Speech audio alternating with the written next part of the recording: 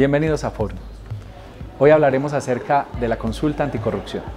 Para eso nos acompaña el experto en Derecho Público, Alberto Castro Rincón. Profesor, quisiera que nos explicara qué es una consulta popular. Estamos prestos a enfrentarnos a un evento y las personas no saben qué es realmente esta cita electoral. Indubitablemente, la Constitución de 1991 trajo aspectos importantísimos en la evolución y el desarrollo del Estado colombiano, para un Estado más moderno. Sin embargo, de todos los puntos de la Constitución, hay uno de vital importancia, como es el denominado mecanismo de participación ciudadana.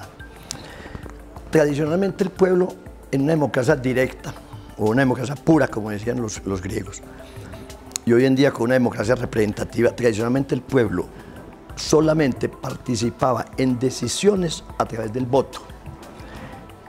Y la Constitución, en el artículo 103, nos colocó otros 6 mecanismos de participación nuevos, como son el plebiscito, el referendo, la revocatoria del mandato, la iniciativa legislativa y normativa. Desde luego el voto ya estaba, la consulta popular, que es de la que vamos a hablar, y la revocatoria del mandato para gobernadores y alcaldes. Bueno, ¿en qué consiste la consulta popular? La consulta popular también se consulta ciudadana, pero es más conocida como consulta popular porque se convoca al pueblo, que es distinto al plebiscito, que en el plebiscito también se convoca al pueblo, como en el referendo, pero con fines distintos. ¿Cuál es el fin fundamental de la consulta popular? El presidente de la República le pregunta al pueblo que tome una decisión sobre un asunto de trascendencia nacional, porque hay consultas nacionales, departamentales, distritales, municipales y locales, pues las que hacen las JAL. De esas consultas, la que vamos a hacer el 26, lo que va a hacer el presidente para el 26 de agosto, es fundamentalmente sobre un aspecto de trascendencia nacional. ¿Cuál es la trascendencia del asunto? La denominada corrupción administrativa, no solo una corrupción administrativa, sino una corrupción en materia de contratación administrativa, electoral, que aparece pues, esbozada en los 7 puntos fundamentales de las preguntas que el presidente ha sometido al escrutinio popular. ¿Cuál es el mecanismo? El presidente. Pues la gente, regulámonos un poquito. Hay unos promotores de esa consulta, se inscriben, tienen que votar el 5% del censo electoral vigente, van a la registraduría, se confrontan esas firmas y entonces se decide, se van, el registrador le informa al presidente para que el presidente, mediante un decreto, apruebe la realización de la consulta. Ese decreto tiene que tener la firma de él y la firma de todos los ministros, así como en esos decretos de estado de excepción, la firma del presidente y de todos los ministros.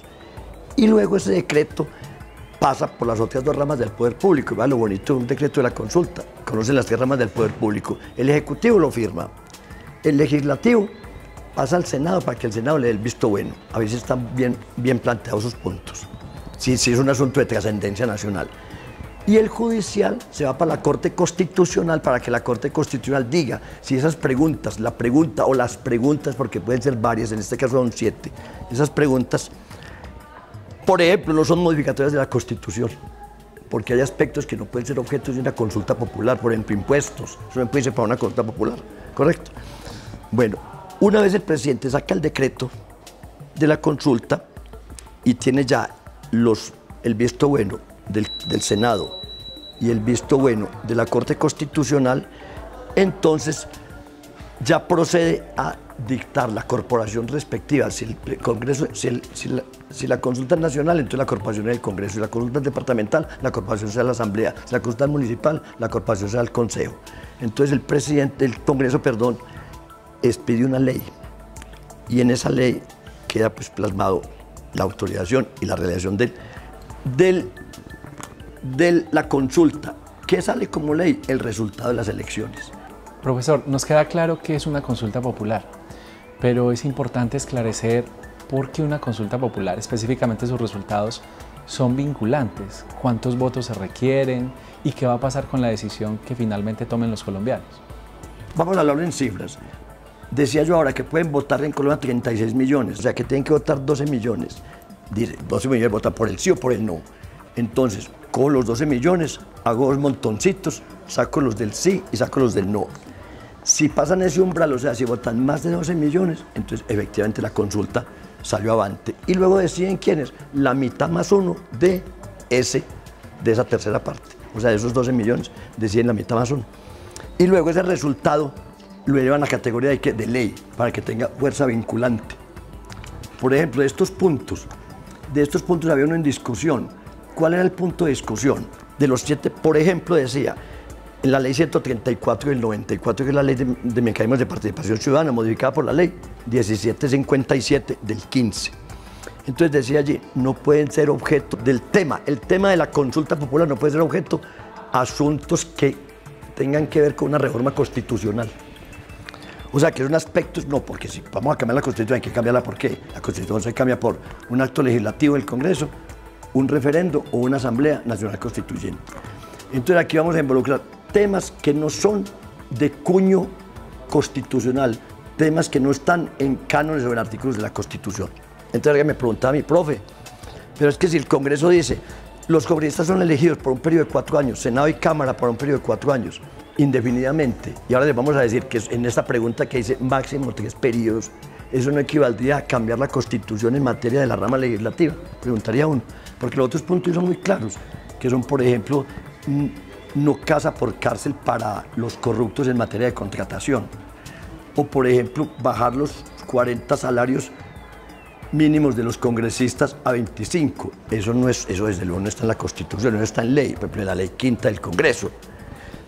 Entonces lo que habría que mirar aquí es si esos 7 puntos no tocan temas de la Constitución. Ya lo acaba de decir, ¿quién dio el visto bueno? Ya tiene los 2 vistos buenos. Tiene el visto bueno del Senado y de la Corte Constitucional, que no objetó esos 7 puntos.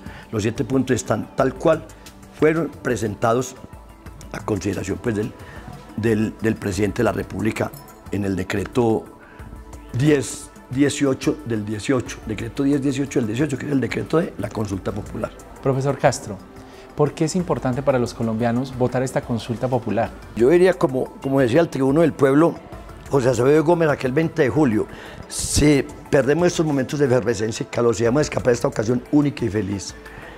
¿Ocasión de qué? De reformar el Estado en esos aspectos tan absolutamente degradantes como son la corrupción, la captura del Estado, la puerta giratoria, todos los fenómenos que se han dado tanto en la rama legislativa como en la rama ejecutiva. Una oportunidad, pues si bien es cierto, el Congreso, gran parte de él, se ha negado a aprobar reformas que la gente por aclamación clama, reclama, proclama cambiar este país. Tuvimos que acudir por iniciativa de algunos buenos ciudadanos a hacerlo a través de una consulta popular. Hemos invitado al profesor Alberto Castro para que nos explique el significado de la consulta popular anticorrupción que se celebrará próximamente en Colombia. Mil gracias, profesor. Gracias, doctor Milton. Agradecemos también a la Universidad de Caldas, particularmente al Centro de Bibliotecas, Biblioteca Jaime Vélez Sáenz. Muchas gracias.